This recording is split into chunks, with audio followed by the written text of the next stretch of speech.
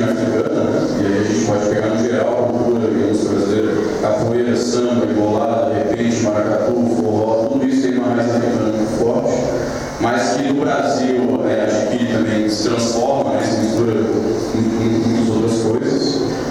E na América Latina, né? Acho que a gente tem também aí a própria trova latina, né? Teve um papel muito importante em vários processos revolucionários da América Latina.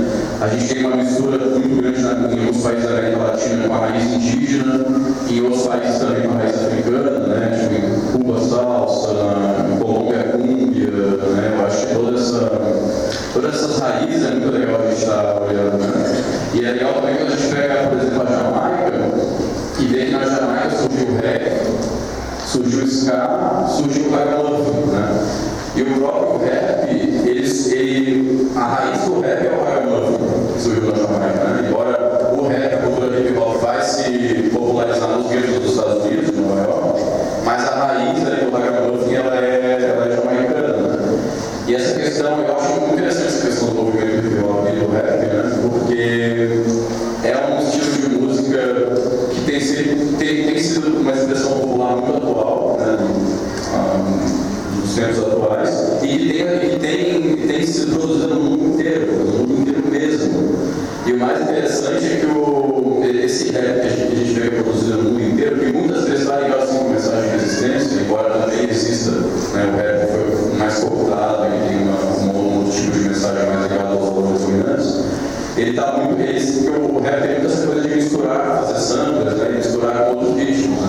Então, para ter uma ideia, existe, por exemplo, o rap no Irã com um sample de música persa, tá ligado? Então, tipo, o rap é massificado pelo mundo inteiro e eu acho muito interessante assim, essa universalidade, né?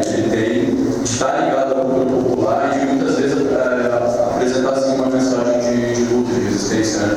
Principalmente nos países onde a gente vê a luta estar mais forte, por exemplo, no Chile, a gente vê essas imensas manifestações que tiveram em defesa da educação pública. Na verdade, no Chile, a educação não foi toda privatizada, então, lutando para quem tem educação pública, né? Não só o rap, mas o quanto que a gente vê de artistas do Chile fazendo clipes, procurando YouTube de encontro, e tudo ligado à luta, com imagens de manifestações, né? Ou seja, o quanto que conforme a luta popular se fortalece, a própria cultura e a arte, na consciência popular, também vai se transformando. Então, eu acho que nesse sentido, quando a gente se propõe a ousar na cultura e na arte, a gente também não pode pegar os parâmetros atuais, o nível de consciência atual, e achar que a gente tem que se adequar a eles. Porque a gente tem que pensar, se o nível de luta e consciência e organização do povo do meu país se fortalecer, as formas de expressão culturais também vão se transformar. Eu acho que a gente tem, nesse sentido, exemplos muito interessantes. Assim, pega, quando teve o governo da Unidade Popular no Chile, né, Salvador Allende, foi ele em 73, depois teve golpe de Estado no Chile, né? O papel que teve Violeta Parra, Victor Jara, aquele processo, né, no fortalecimento da cultura, o próprio Pablo Neruda, né? Todos eles morreram no golpe de Estado, né? Victor Jara foi assassinado, a Violeta Parra já tinha morrido, na verdade, o Pablo Neruda morre um pouco tempo depois, né? E vários outros exemplos, né?